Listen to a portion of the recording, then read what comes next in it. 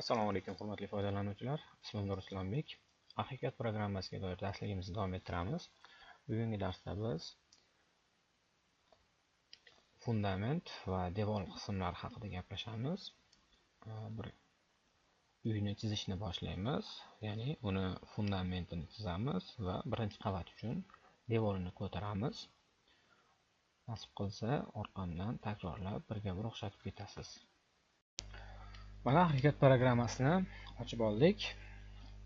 Endi programmani xotirjam bo'laklarga bo'lib ko'rib chiqamiz. Dastlab haqiqat programmasini ochganimizda nimadan boshlashimiz kerak ishda? Birinchi navbatda ekranimizni o'ng tarafidagi mana bu uycha, ya'ni navigator bo'limini ko'rib chiqishimiz kerak bo'ladi. Bu bo'limda birinchi navbatda qavatlar rejasini ko'rib chiqishimiz kerak. Ya'ni biz loyihalayotganimizda bizga qaysi qavatlarga ehtiyoj bor, qaysi qavatlarga ehtiyoj yo'q, shuni ko'rishimiz kerak. Buning uchun sichqonchani o'ng tugmasi va eng pastdagi nastroy etaji yoki Ctrl 7 bu garaj klavshasi. Bu bo'limga kirsak, mana bu oyna ochiladi. Bu yerda aytilyapti, mana birinchi qavat, ikkinchi qavat, uchinchi qavat. Bu yer qavatlar nomi. Qavatlar sathi qaysi sathdan boshlanishi kerakligi va uni balandligi qancha bo'lishi kerakligi. Bizga hozir birinchi qavat kerak, ikkinchi qavat kerak, chunki binoyimiz 2 qavatli bo'ladi. Uchinchi qavat kerak, sababi tom yopamiz. Va bu yerdan bizga yana bir qavat kerakki, u fundament bo'ladi. Buni chiqarish uchun поместить под bu yerga fundament deb yozamiz. Va fundamentimiz mana kelib chiqdi. Fundamentimizni balandligini 1200 deb belgilaylik, ya'ni 1200 balandlikda turadi. Birinchi qavatimizni aytaylik 300 na tevalikka ko'tarilaylik. Birinchi qavatimiz 300 na qo'yib, keyin kiriladigan joy bo'lsin. Mana 300 na bo'ldi, 450. Mana bu 1650 ni 1200 ga qaytaramiz yana. Bu yerdan 750 bo'ldi. Buni 3000 ga qaytaramiz. Bu bizga nima uchun kerak? Birinchi navbatda bu narsani kerakligi, biz barcha obyektlarni mana shu sathga nisbatan joylashtiramiz. Masalan, biron bir devor chizadigan bo'lsak, bu devorimiz aynan mana shu sathga nisbatan teva pastda turadi yoki joylashadi. Yoki umuman oynami, derazami, eshikmi va boshqa obyektlarimiz ham. Sathlarni to'g'ri qo'yib olishimiz ishimizni tezligiga va sifatiga juda katta ta'sir qiladi. Mana shunga hushyor bo'lasiz. To'g'ri o'zimizga qulay sathlarni, qavatlarni qo'yib olganimizdan so'ng okeyni chiqib ketamiz va chizishni boshlasak ham bo'ladi. Chizishni boshlashda mana stena bo'limini o'tib, uni dialogini ochamiz. Bu dialog ochilsa, mana bu oyna ochiladi. Bu oynamizni birinchi mana bu yerda yulduzchasi bor, izbranniy bo'limi. Bu izbranniy bo'limi mana bunaqangi shablon materiallardan tashkil topgan. Mana. Endi bu bo'lim bizga nima uchun kerak? Bu bo'limda biz materialni, tayyor materialdan foydalanamiz. Ya'ni bular shablonlar. Masalan, mana kirpich 380, shkaturka 2 strana. Ikki tarafi shkaturka, ya'ni suvoq qilingan 1,5 g'ishtli devorimiz. Bu narsani tanlab применить qilsam, mana qolgan barcha ko'rsatkichlar o'tib ketadi. Mana shu bu turdagi chizmaga. Mana masalan 380 eni berilgan bo'lsa ham devorimizni qalinligini 420, ya'ni 40 mm 4 cm ga suvoq bo'lganligini ko'rsatib beryapti. Va uni mana bu yerdagi modeli ham o'zgaradi. Xo'p, dastlab chizishdan avval qanday turdagi devorlarimiz borligini ko'rib chiqaylik. Xo'p, biz hozir избранный bo'limidan tanlashni ko'rdik. Uning uchun birortasini tanlab применить qilish kerak. Xolos. Xo'p, keyingi bo'limimiz mana bu bo'lim. Bu bo'limda biz devorni yuqori qavatlarga, ya'ni yuqori sathga qanday bog'liqligini ko'rsatib beramiz. Masalan, hozir chizayotgan devorimiz birinchi qavatda joylashyapti. Mana bu yerda ham birinchi qavat, mana bu yerda ham birinchi qavat. Biz birinchi qavatga chizamiz. Chizadigan devorimiz birinchi qavatni teva sathidan, yuqori qismidan 100 mm, ya'ni 10 cm ga pastda turibdi. Umumiy balandligi 3 metr, ya'ni 3000 mm da turibdi. Chizayotgan devorimiz pastki qavatda, ya'ni fundamentimizga 100 mm 10 cm ichiga kirib turibdi. Hozir buni misolda ko'raylik. Masalan, okeyni ezib bu yerga bitta devor tashlaylik. Mana bunday devor chiqdi. Shtrixlari ham devornikidan berildi. Buni sababi biz избранныйdan tanlaganimizda. Hop, endi 3D da ko'raylik. Bizda mana bunday devor paydo bo'ldi. Ekranimizni o'zimizga qulayroq joylashtirish uchun sichqonchani g'ildiragini pastga bossak, qo'l chiqadi mana. Mana shu qo'l yordamida o'zimizga qulay joyga qo'yishimiz yoki mana shu qo'lni sichqonchani g'ildiragini pastga bosgan holda paydo qilib, shift ni bosib aylantirishimiz mumkin. Mishkani bu yoqqa aylantirish orqali. Mana ikki tarafi shkaturka qilingan, o'rtasi g'isht. Mana shunday devor hosil qildik biz hozir. Xo'p, endi keyingi navbatimiz biz ko'rishni faqatgina sichqonchani g'ildiragi pastga bosmasdan mana bu odamchani bossak, mana bunday ko'rinishda ham bo'ladi. Klaviaturadagi strelkani yurg'izish orqali mana oldinga, orqaga, yonga, chapga, o'ngga qaratishimiz, shift ni bosib tezlashtirishimiz mumkin. Shift ni bossak tezlashadi. Mishkani ham aylantirishimiz mumkin mana yurg'izib. Xo'p, keyingi qiladigan ishimiz bitta razrez tashlaylikda, shunda yana ham chiroyli ko'rinadi. Razrez tashlash uchun mana bu ikkinchi bo'limdan mana razrezimizni mana bunday tashlaymiz deb ko'rsatamiz.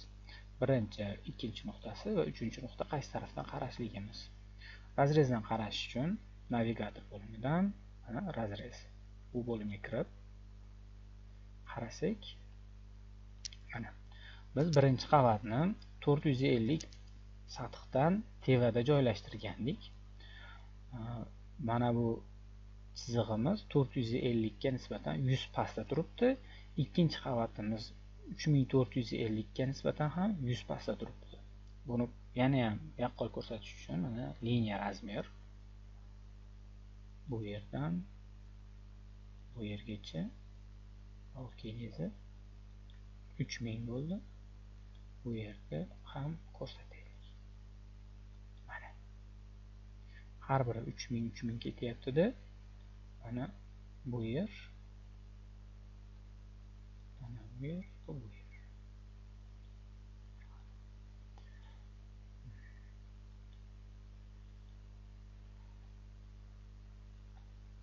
Okeynizi bu tarafga tortaylik. Mana bu chiziq orqali mana bu chiziq 100 pastga tushdi, 100 bu pastga tushdi. 2900 umumiy aniqlikda. Hop, bu bitta turi edi. Narsani bunchalik qilib yuborsak ham bo'ladi. Delete. Bu ham delete, bu ham ular ham delete qilamiz. Endi keyingi devor turimiz konstruovaniya bo'limi, stena va bu yerga. Biz qanday qilib sath bo'ylab 0 0 ga qo'yishimiz mumkin? Ya'ni biz hozir yozishimiz mumkinki, teva qismidan 0 tevalikda va o'zimizni sathimizga nisbatan ham 0 deb belgilasak, mana 450 bu boshlang'ich nuqtasi bo'lib qoldi. Va biz navigator bo'limida ham birinchi qavatni 300 tevalikka, ya'ni 450 tevalikka ko'targandik. Keyin yozib chizaylik. Adresini qarasak, mana 3450 dan 450 ni o'zigacha bo'ldi. Endi keyingi turdagi devorimizni ko'ramiz. Buni chizish uchun birinchi qavatga o'tib, devorni hop mana bu turga o'zgartirsak dastlab bu yerga, bu tursa ham bo'laveradi. Hop, biz hozir chizig'imiz oddiy to'g'ri chiziqda chizilyapti. Ya'ni mana bu oddiy chiziq. Bizni devorimiz aytaylik, sal boshqacharoq bo'lsin. Uchi boshqa razmerda, tugash qismi boshqa razmerda. Masalan, tugash qismi 600 bo'lsin, uchi 420. Buni chizib ko'raylik. Chizish uchun ana o'tgani bosib, birinchi nuqtasi va davomni razreda ko'radigan bo'lsak, mana bir xilda ko'rinaveradi. Bu yerga qarasak, uchi 420, oxiri boshqa razmerda. Bitta holda mana bunday.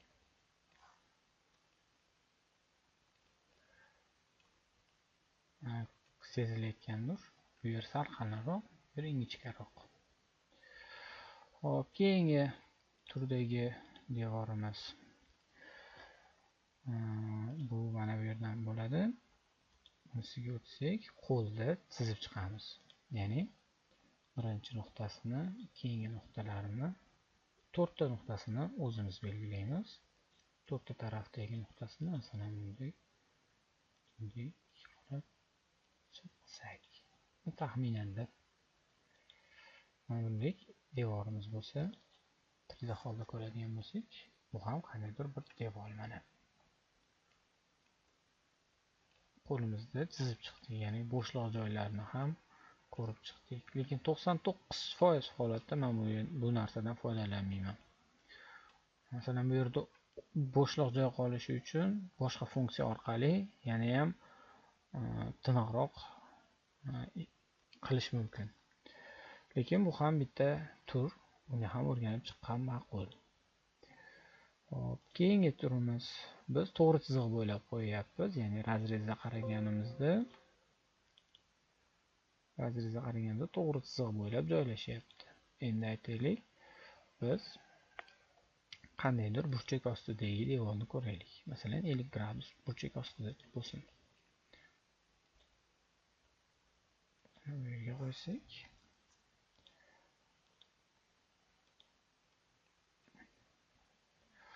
razrezdan qarasak, mana hozir mana bu burchakni 0 bilan, ya'ni mana bu sath bilan kesishmasi 50 gradusda.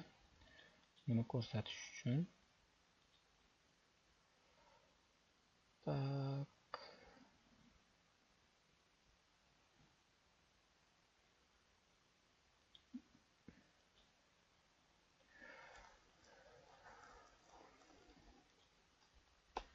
keyinroq ko'rib chiqarmiz. Buni ko'rsatishni razrezdan ko'rsak ham mana. Hop, keyingi turdagi devorimiz stena bu yer. Konus simon bo'ladi, uchi boshqa razmer, tayi boshqa razmerda bo'ladi. Masalan, mana bu yerga chizaylik. Razrezga qaraydigan bo'lsak, uchi boshqa razmer, tevasi umuman boshqa razmer. Ya'ni mana bunday. Uni razmerlarini mana bu yerdan o'zgartirishimiz mumkin. Keyingi turdagi devorimiz, keyingi bajarishimiz, bilishimiz kerak bo'lgan narsa bu devorimizni biz belgilab berayotgan chiziqqa nisbatan o'zgarishi.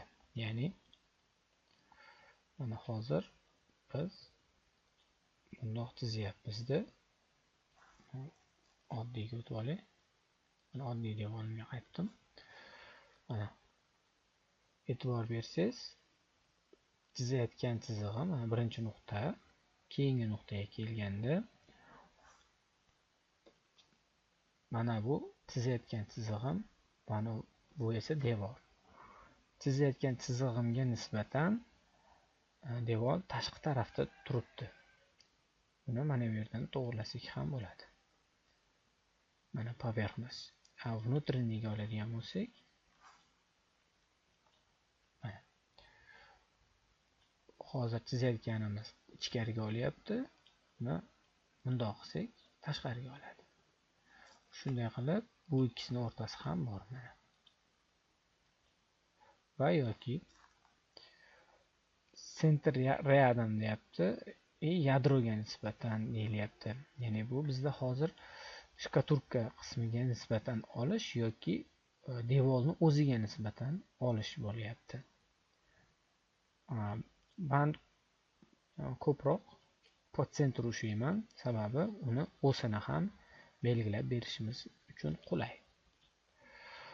Xo'p, keyingi bo'limimiz bu bo'lim biz qaysi qavatga chizayotganligimizni ko'rsatadi.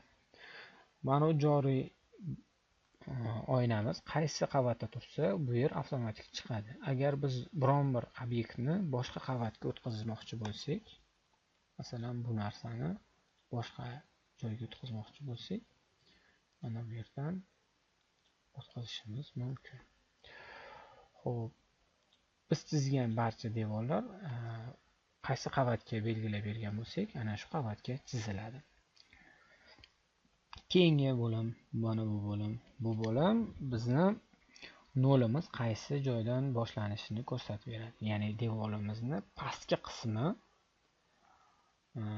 nol sathiga nisbatan qancha o'zgarishda bo'lishi. Buni osonroq tushuntirish uchun mana bu yer 0 sath x da ko'rsatilyapti.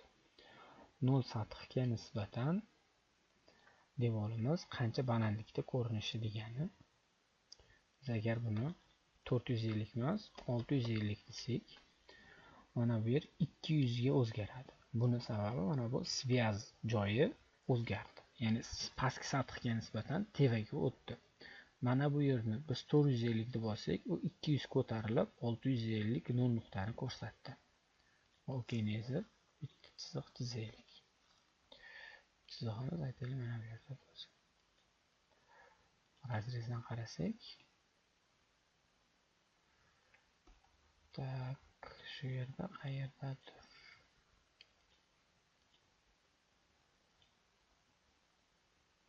Mana bu chizig'imiz. Mana 650 ga o'zgartiradigan bo'lsak, okey neyse.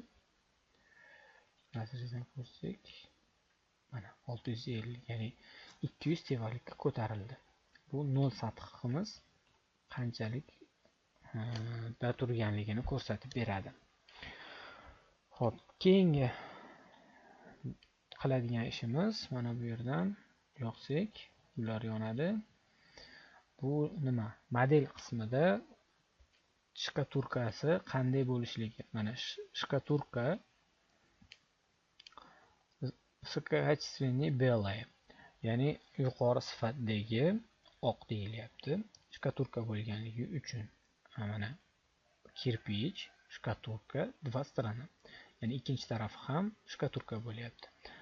Bizda faqatgina shkaturka qilmasdan aytaylik, oboy yopishtirishni bir yo'la ko'rsatib bermoqchi bo'lsak, bu hozircha turib turadi, buni keyinroq ko'ramiz. Bu shablon materiallardan emas, boshqa materiallardan foydalanishni ham ko'ramiz, lekin hozircha shkaturka turgani ma'qul. Va biz bilamizki, devorning ikki tarafi bor, ichki taraf va tashqi taraf. Fasadniy va внутренний. Inglizchada aytganda interior and exterior. Biz aytaylik, tashqi tarafini koreshneviy qilaylik, ichki tarafi высококачественный shkaturkada turaversin, oqda. Tak, qirg'og'ini g'isht qilaylik. va OK ni chiqib ketsak, 3D da ko'ramiz. Tak, qaysi biri o'zgardi? Hech qaysinisi o'zgarmayapti. Buni o'zgartiraylik shu narsaga.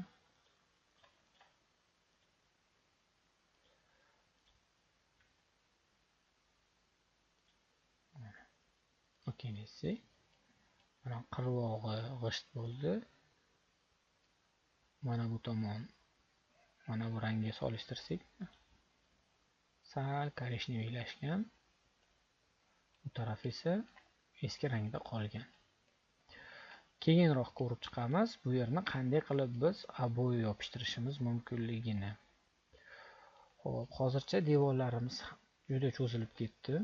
Lekin o'sha aytganimdek, maydalab barcha joyini ko'rib chiqamiz. Razrezimizni ham udalit qilib yuborsak bo'ladi. Xo'p, endi biz hozir bir kichikroq uyni chizishni boshlaymiz. Kichikroq uyimiz fundamenti podushkasimon bo'ladi. Dastlab podushkani chizishdan boshlashimiz kerak. Birinchi qavat degan narsani fundamentga o'tamiz. Mana fundamentga o'tdi. Endi fundamentimizni pastki qavati bu beton bo'ladi. Stinadan, izbrannidan. Tak, izbrannidan tanlagandan ko'ra noldan yasab qo'ya qolamiz. Mana bu yerdan beton, железный beton konstruksionniy.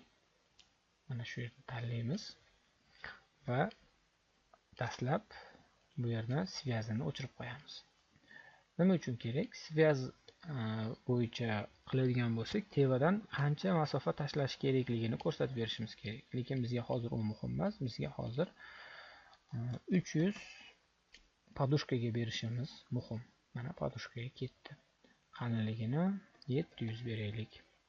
Podushkamizning qalinligi 700 bo'ladi. Bu ikkisi qoladi. 750 noldan boshlanayotgani uchun mana bu yer pastki sathdan qancha masofa tashlashi 0 bo'ladi. Fundamentga chizayotganligimiz va beton materialini berib qo'yaylik. Hozircha beton turadi. Buni keyinroq balki o'zgartiramiz. Bittasini o'zgartirish uchun, masalan, har birini kirib chiqmasdan bu yerni qulflab qo'yib, bittasini o'zgartirsak, masalan, mana hammasi o'zgaradi. Mana bu yerni qulflab qo'yishimiz kerak bo'ladi. Xo'p, qaytaraman. Biz hozir nima qildik? Stena dialogini ochdik. Svyaz qildik. Qalinligini berdik, balandligini 0 sathdan boshlanishini ko'rsatdik va sathni 750 dan boshlanishi o'zi mana bu yerdagi 0 dan kelib chiqqan holda bo'ldi.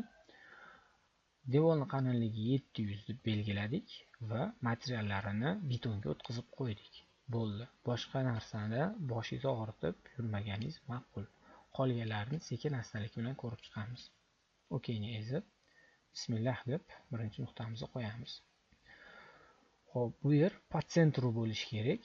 Podsentruga o'tib olasiz. Agar sizda mana bunday bo'lgan bo'lsa, bu chizmangizda adashmovchilikka olib keladi. Sababi podsentru bo'lsa, biz keyinroq bu yerdan oslar beramiz. Oslarni qo'yishimiz uchun ham sentr bo'yicha ishlaganimiz ma'qul. Xo'p, birinchi nuqtani qo'yganimizdan so'ng mana Y yo'nalishi bo'yicha 90 gradusda chizmoqdamiz. Yoki X yo'nalishi bo'yicha 0 gradusda va yoki 45 gradusda. Bu ikki chiziqni o'rtasi. Agar bu 45 gradus bizga qoniqtirmasa, misol uchun boshqa gradusda kerak bo'lsa, tab tugmasini bossak, mana bu yerga o'tdi. Yana bir marta bossak, necha gradus kerakligi, masalan 30 gradus. Yana bir marta bossak, X yo'nalishi bo'yicha qancha qo'yishligini ko'rsatadi. Bu yerga yaxshisi razmerini berib, yozib enterni bosishimiz bilan mana shu gradusda tashlab beradi. Masalan 2000.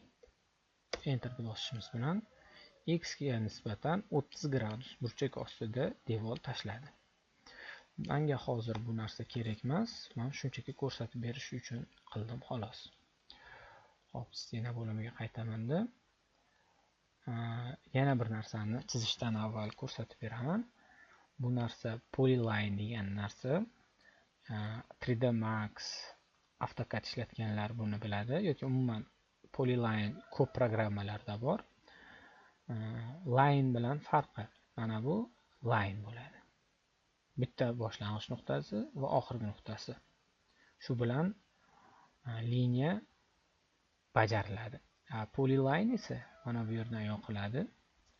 Birinchi nuqtasi va ikkinchi nuqtasi va ikkinchi nuqtasiga nisbatan qolgan nuqtasi. Nechta kerak bo'lsa, shuncha tashlab ketaveriladi. Va ishoncham o'ng tugmasini bosilib, OK ni bosishimiz bilan buni bitta liniya deb tushunadi. Ya'ni mana buni belgilasak bitta belgilanadi. Va bu ham bitta belgilanadi. Lekin mana shu shakldagi mana shu shakldagi liniyalarni bu har xil deb tushunadi. Polyline bo'lmaganligi uchun. Xo'p, bular bizga kerak emas. Buni shunchaki ko'rsatib berish uchun bajarildi. Stena bo'limi yana yoqlatda bu yerdan liniyada turgan bo'ladi sizda. Polyline ga o'tib olasiz. Mana 0,0 nuqtamiz. Bismillahirrohmanirrohim. Bugundan boshlab chizishni boshlaymiz. Y yo'nalishi bo'yicha 90 gradusda ushlab 4800 masofani beramiz. Agar siz 4800 yozuvini yoki mana bu yozuvni chiqara olmayotgan bo'lsangiz, demak sizda mana bu narsa o'chiq qolgan. Ya'ni mana bunday bo'lgan.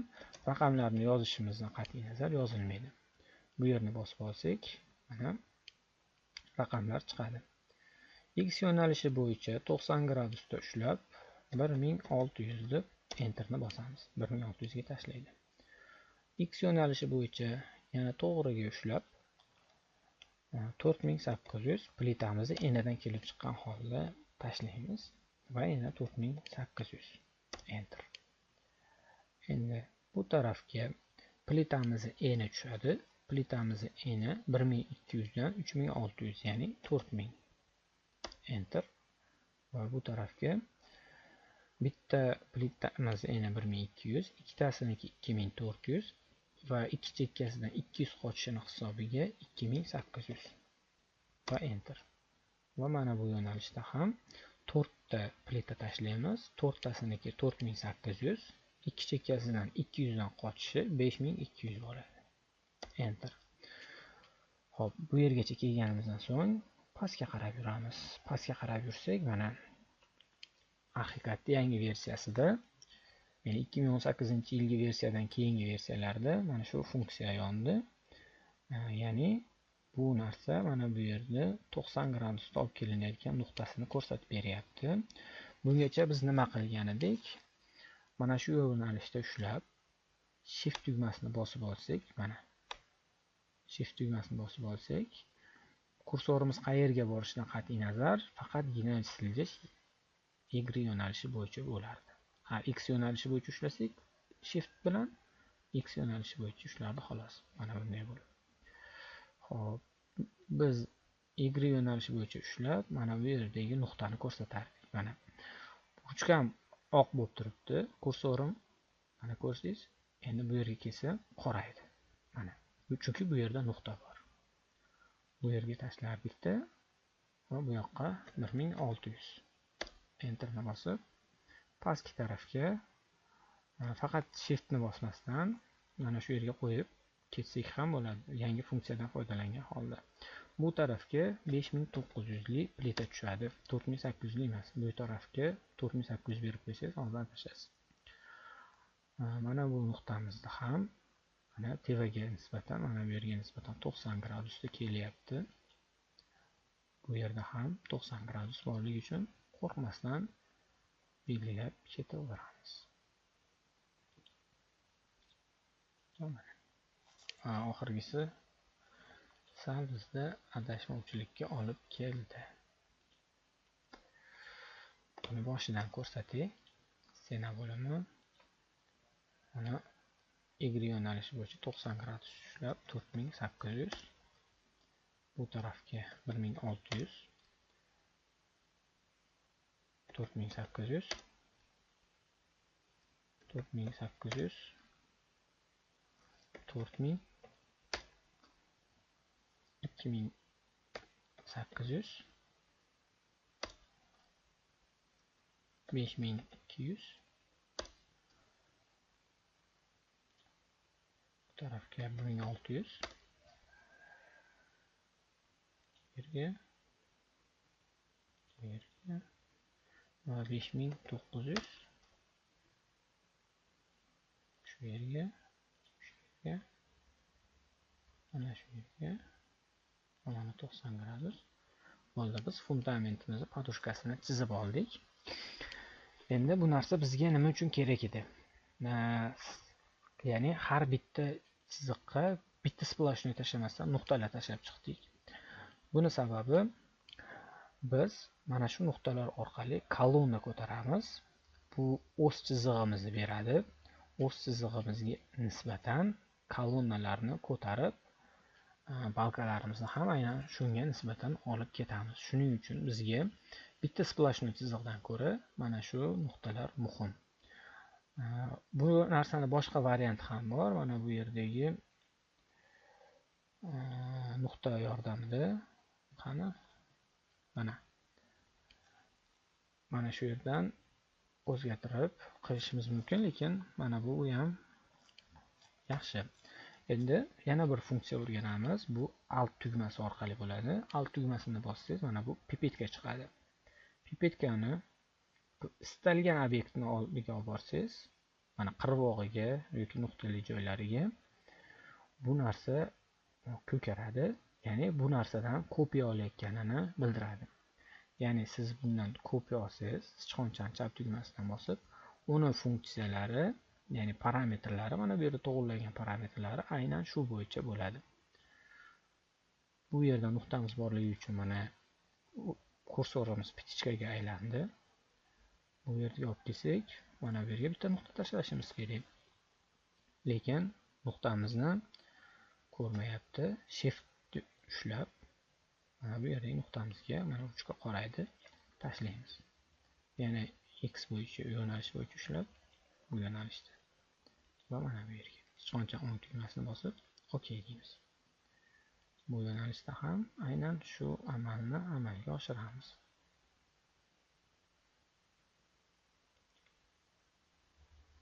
Bu yerga ham tushib qoldi.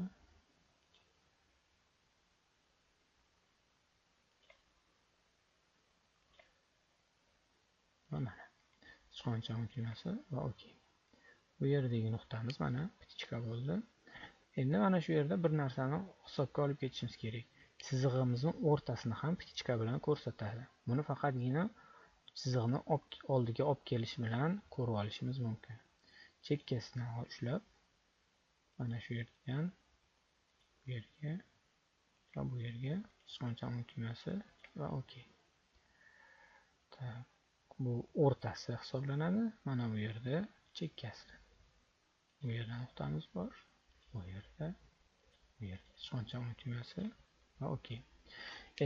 Xo'p, ana endi planimiz qanday bo'layotganini ko'rib chiqsak.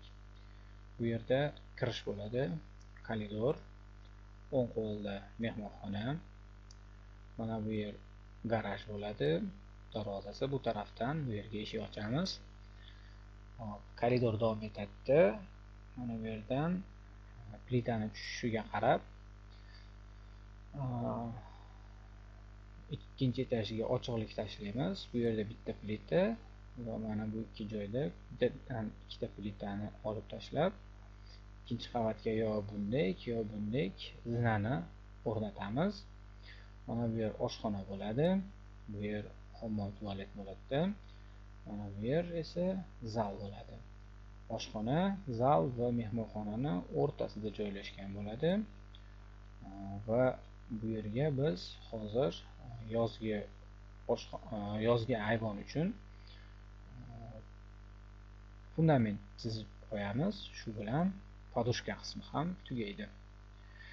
Buning uchun bunaqasiga belgilab 4850 beraylik va mana bu yerga va bu yerga sichqonchani o'ng tugmasini bosib OK ni bosib chiqib ketamiz. Mana bu yozgi ayvon uchun joy bo'ldi. Endi fundamentimizni yuqori qismini chizaylik. Yuqori qismi 500 ya'ni 50 sm qalinlikda bo'ladi. Buni mana shu yerning o'zidan o'zgartirib qo'yishimiz mumkin. Pastki qismi 0 da turibdi. Buni 300 ga o'zgartiramiz. Yuqori qismini yaxshi dialog orqali o'zgartirganimiz qulayroq ekan. Nefsiazm degan narsani mana birinchi etajga nisbatan tevani svязь olasan deymizda. Bu yerdan 0 deb beramiz. Buni 300 qolgani ma'qul va umumiy balandlik 900 bo'ladi. 450 0 nuqta bo'lyapti. Qalinligini 500 ga aylantiramiz. Materiali shundayligicha qoladi. OK ni chiqib ketib, bundan avvalgi qilgan amalimizni takrorlaymiz. Nuqtalarga qo'yib chiqamiz. Mana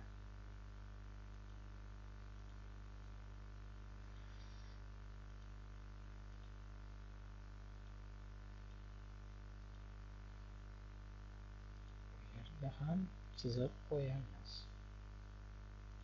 Sichqonchani tugmasi OK.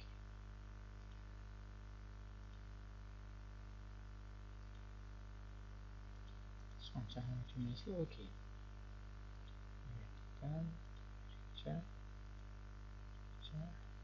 Sichqonchani tugmasi OK.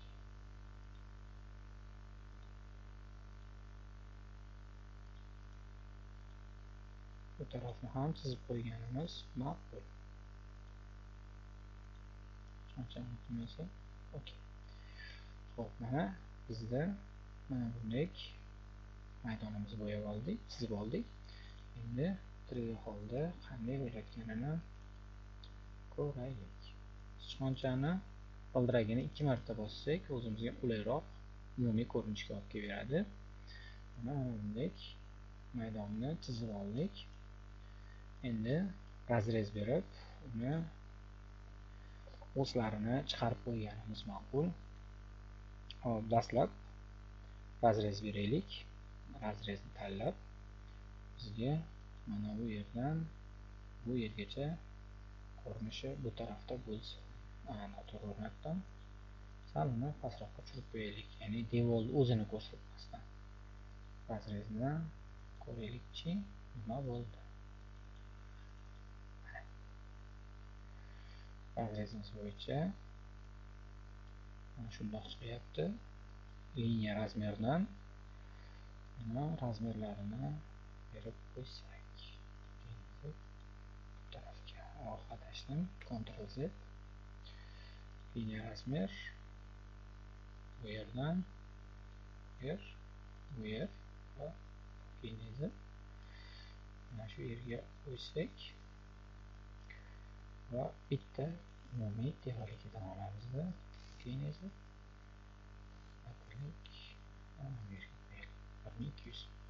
Podushkasi 300, o'zi 900, 450 balandlikdan boshlanyapti.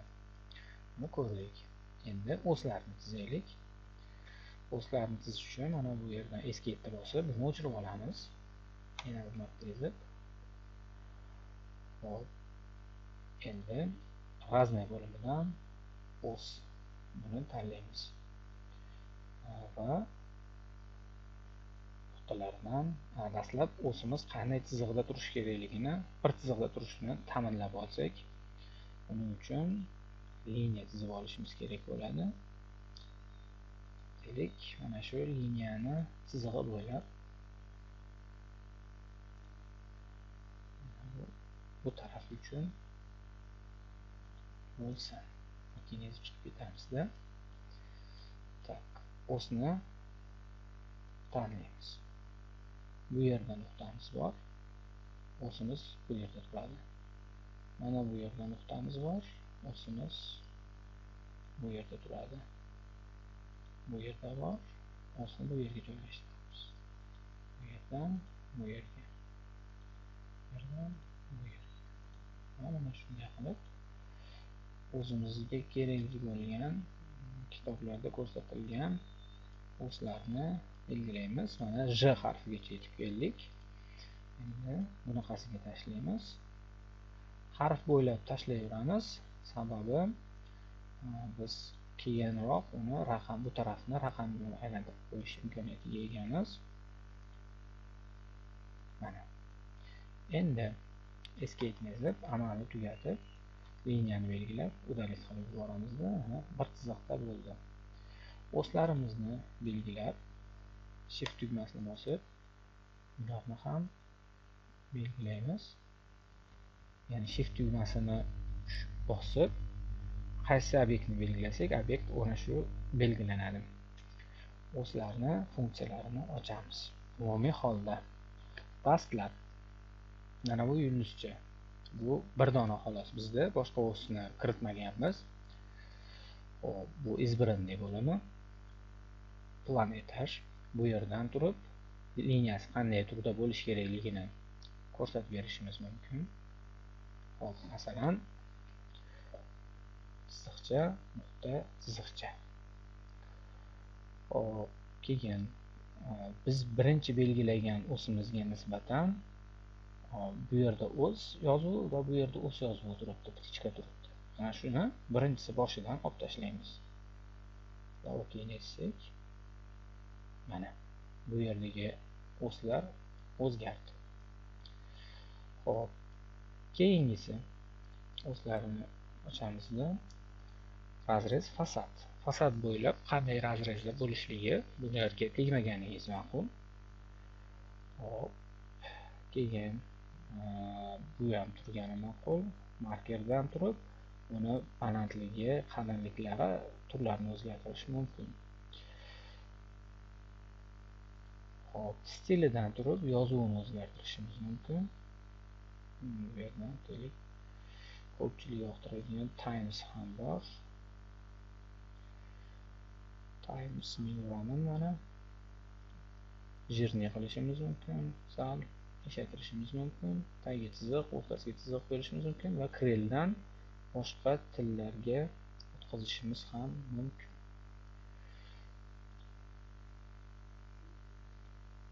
Krelda turgani menimcha bizga ma'qulroq, chunki ko'p hujjatlarimizda kreldan foydalanadi. Endi 3D videoga ko'rsak, 3Dda ham ko'rishni yoniq turibdi va rangi qizilda turibdi. Bu turgani ma'qul. Klassifikatsiya bu yerda shunday turgani ma'qul. Va OK ni yozib chiqib ketamizda. Bularni nomini o'zgartiramiz. Masalan, buni 1,